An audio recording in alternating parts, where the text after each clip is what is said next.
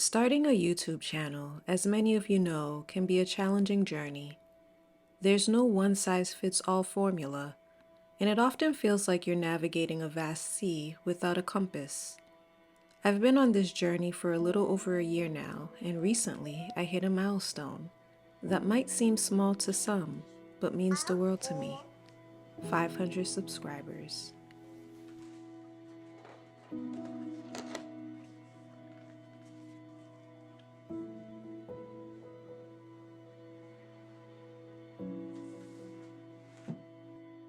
Now, you might be wondering why this number is so significant to me. Well, here's the thing. Although my channel isn't monetized yet, I'm still learning, evolving, and finding my voice in this digital world. And you know what? I'm profoundly grateful for it.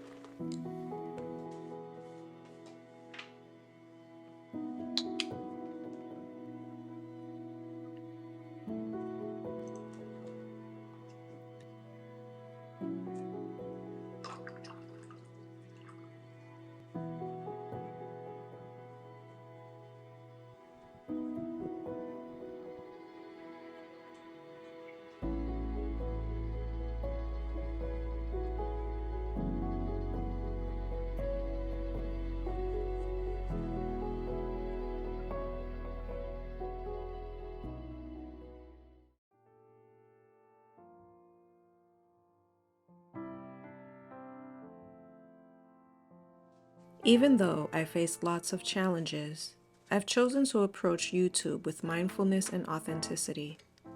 It's easy to doubt yourself, especially when you're pouring your passion into your videos and it feels like no one's watching.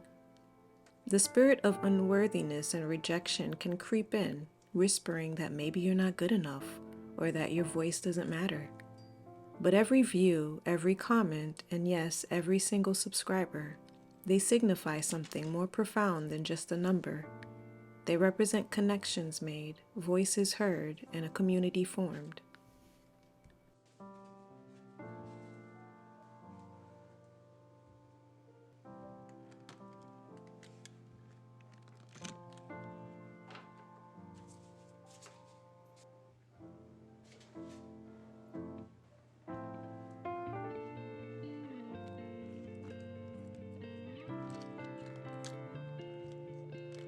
I'll be honest, there were moments when I questioned myself, moments when I thought about giving up and started wondering if I was wasting my time.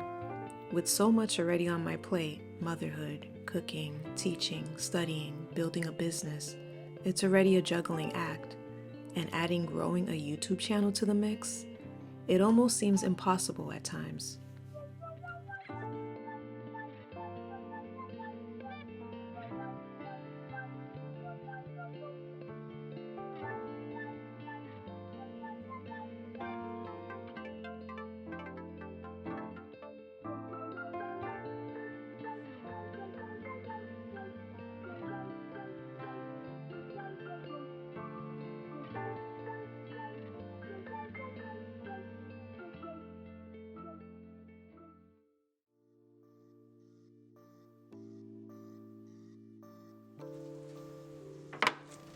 But you know, whenever I found myself in one of those funks, something incredible happened.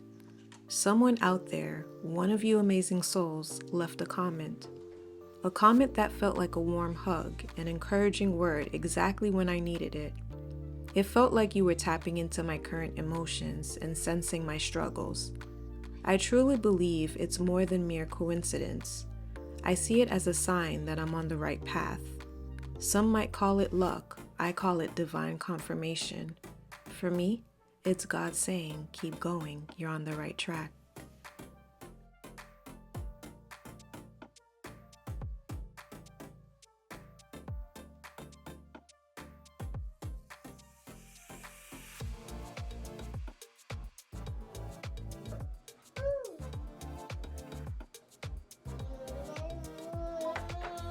You see, success on YouTube isn't just about hitting a magical number of subscribers.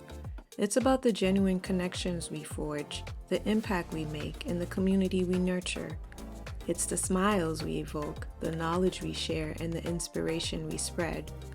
So whether it's 500 subscribers, 5,000, or 5 million, each milestone is a testament to the authentic connections we create, reminding us that every effort, every video, and every subscriber is a step toward a vibrant, supportive, and successful YouTube journey.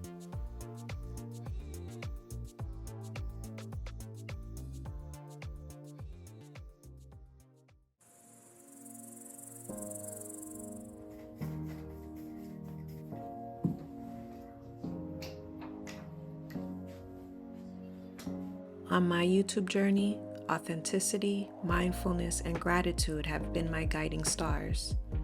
Being authentic creates a genuine connection with viewers. They can sense realness.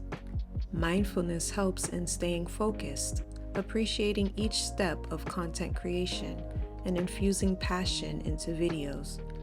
Gratitude, the secret sauce, fosters a positive atmosphere. It's about appreciating your audience, their comments, and the lessons learned.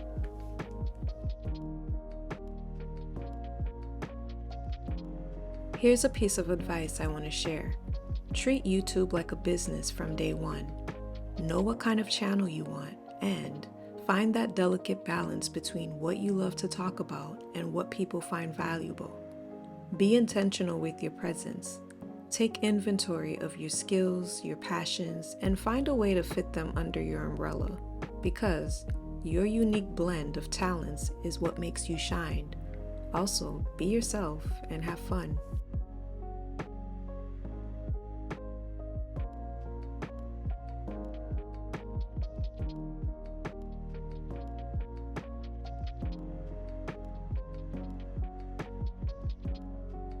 Remember this. Your worth isn't determined by your subscriber count. It's about the genuine connections you forge and the impact you make, one soul at a time. So keep being authentic, keep sharing your light, and who knows, the lives you're touching might be more numerous than you ever imagined.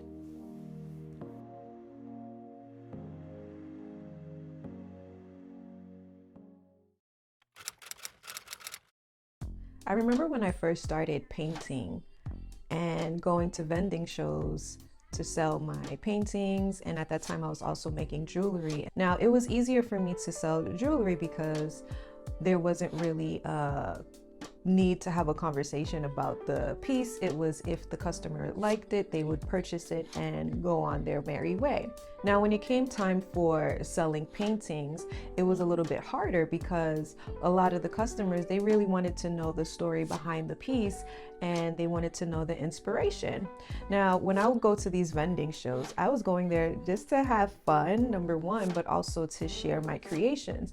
But I was really shy and I didn't want to really share the inspiration behind the piece because number one, it's either that I didn't really know what inspired me to create the piece, and number two, I also didn't want to share the personal struggles that I was dealing with at that time.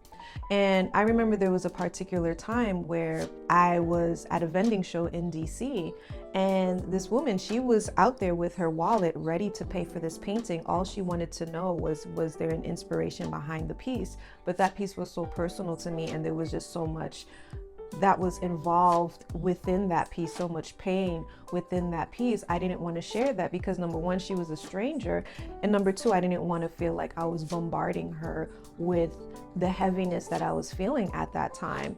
And I just said no. I froze and I was like no, and she was like, oh, okay, thank you, and she walked away. Mind you, her wallet was out, she was ready to purchase. All she wanted to know was the inspiration behind the piece. And I share this because overcoming shyness has been one of my biggest challenges in my life.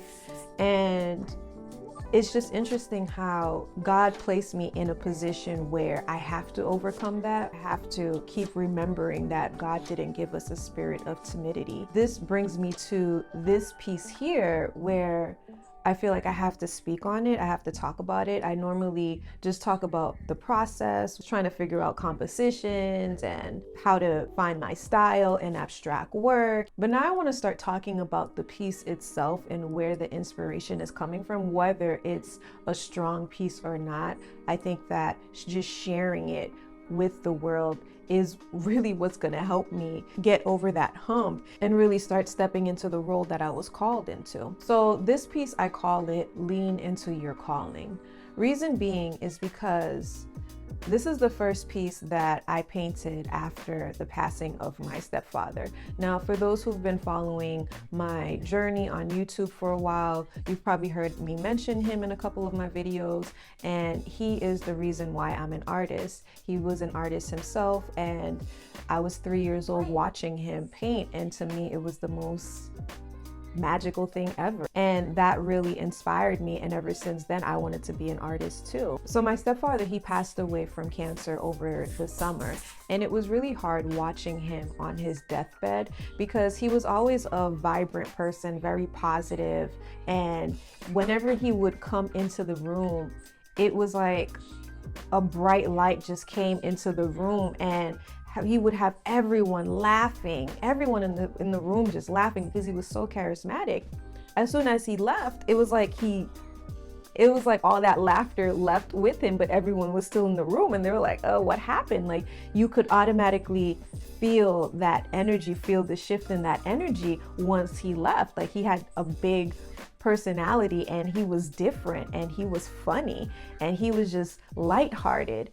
And watching him on his deathbed just suffering, it was really hard. I will say that that really put me in a position where I've been reflecting a lot, reflecting on my relationship with him, reflecting on the fact that I not only lost a mentor, but I lost a friend and I lost a father figure, and just trying to process all of that because he was my biggest cheerleader. I would always share my work with him and he would give me advice. He would share his work with me and he would always tell me, hey, you know, you have to figure out your style. I know you want to try different things, but you really have to pick something and try to develop that. He was really teaching me if I wanted to make this full time, if I really wanted to be a full-time professional artist, I had to develop my style. I'm just remembering a lot of the conversations that we've had and also remembering the things that he said while he was dying from cancer, which was really profound because he was telling me what he felt like his purpose was in life while he was on his deathbed. And he was giving me solid advice on what to do as an artist, how to move forward, and really just giving me that strength and confidence and saying, you can do it. You have it in you to do it. And I cherish that. And I'm honored that he saw that in me. He saw something in me before I could see it for myself. This is the first piece that I painted after his death, and I was thinking about him while I was painting it because when he passed, we were also going through moving. We moved a couple of weeks after, so I was in the process of packing, and it was just such a symbolic moment in my life where here I am packing because we're moving to a different place, and here it is, someone transitioning and moving to another realm. And I haven't really sat and processed all of it yet. One of the things that I'm remembering is how art has always been that place for me to be able to not only express my emotions, express some of the hard emotions, but to also heal from that and to also look at these paintings as a source of inspiration for me.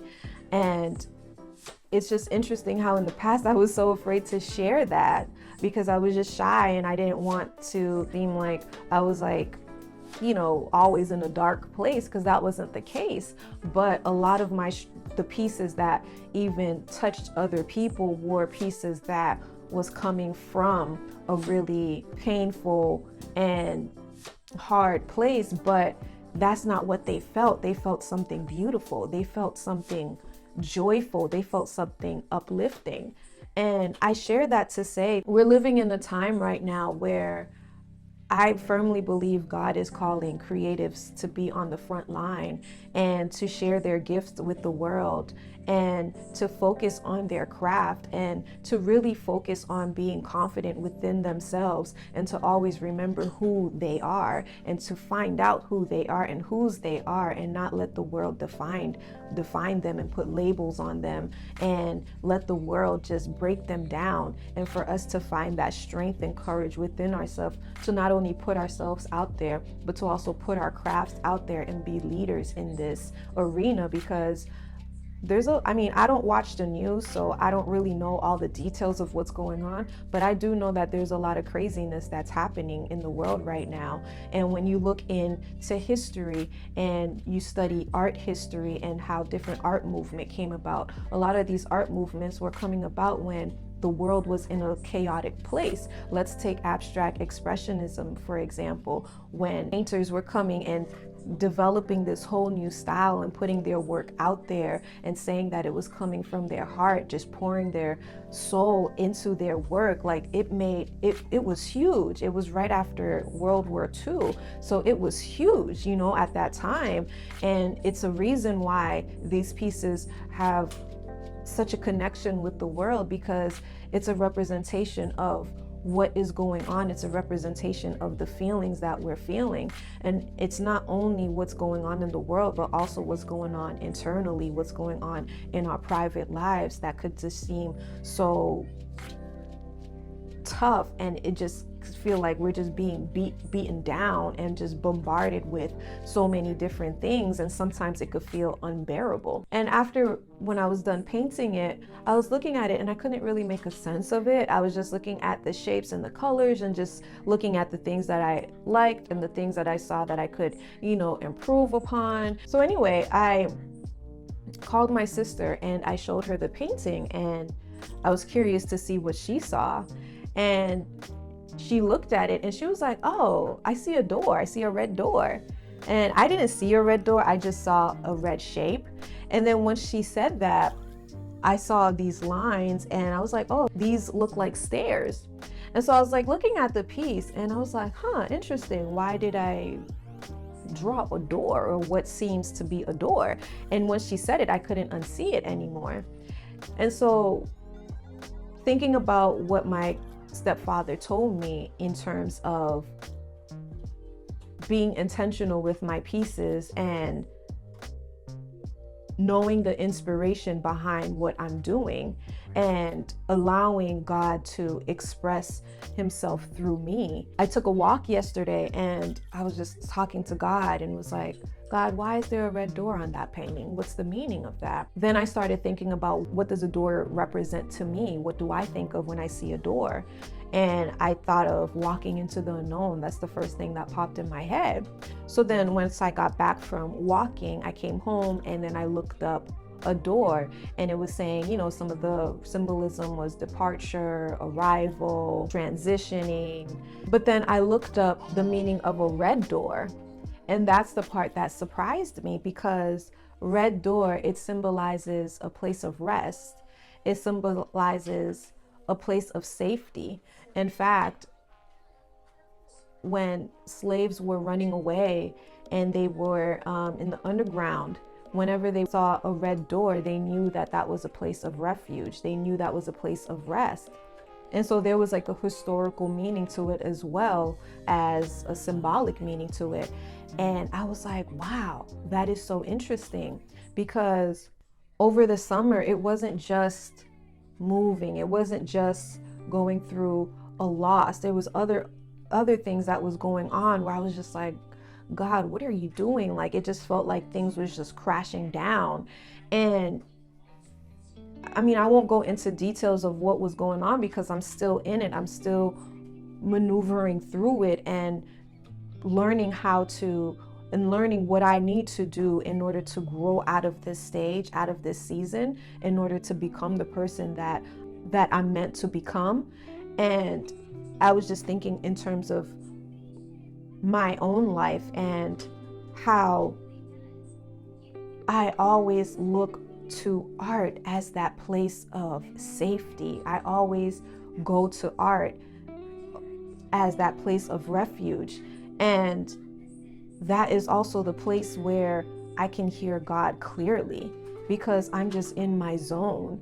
And even if afterwards I don't remember exactly what I was thinking about, I still leave feeling safe. I still leave feeling like, wow, I just had a moment with God.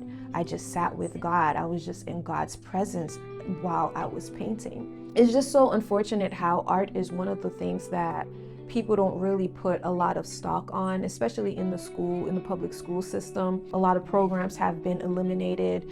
A lot of art program, even music, have been eliminated from school, and it's just unfortunate that not a lot of funding go to art programs, and not a lot of people put art in that high standard, because art is very healing, it's very therapeutic, it is moving, it could change the world, and the world needs our art.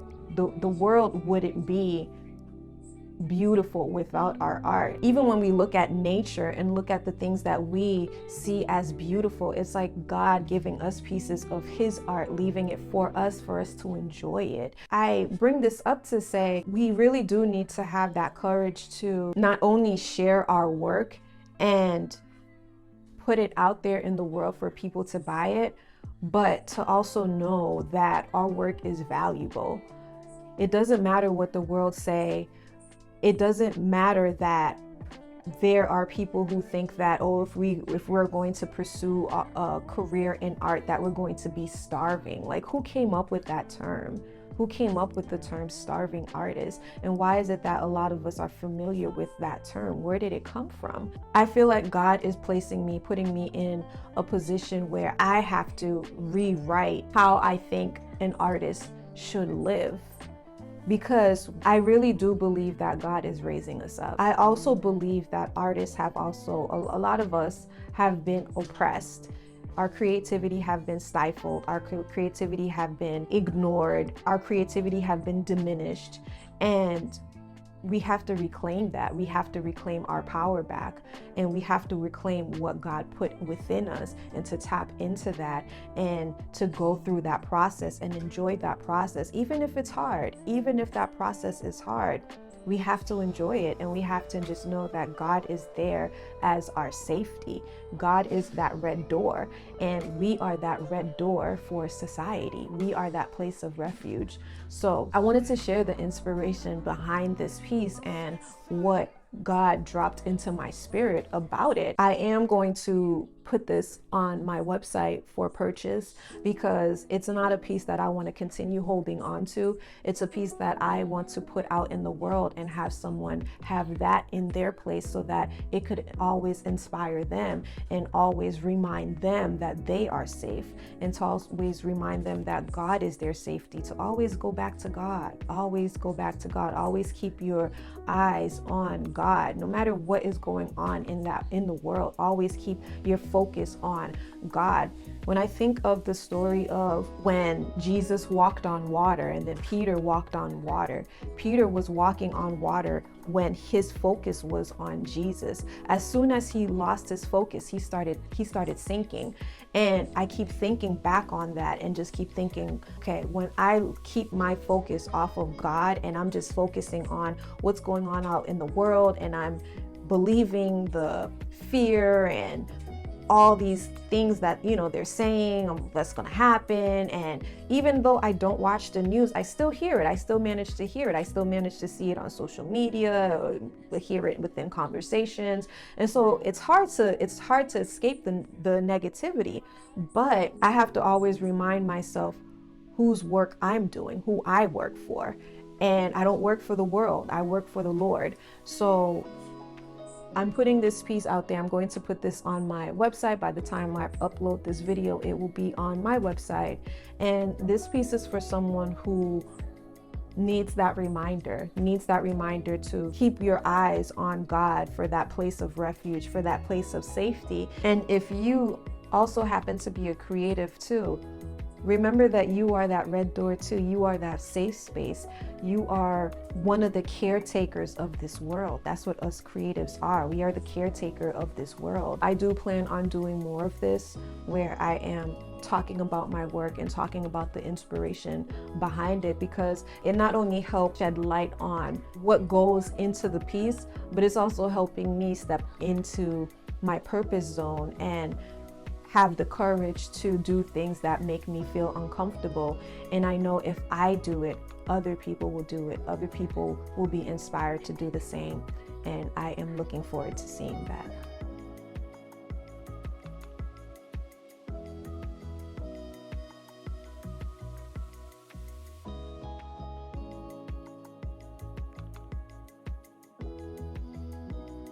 If you found this video inspiring, I recommend watching this video about why authenticity matters. Remember to like, subscribe, and share your thoughts below. Once again, thank you for your support and kindness. It's deeply appreciated. I'll see you soon.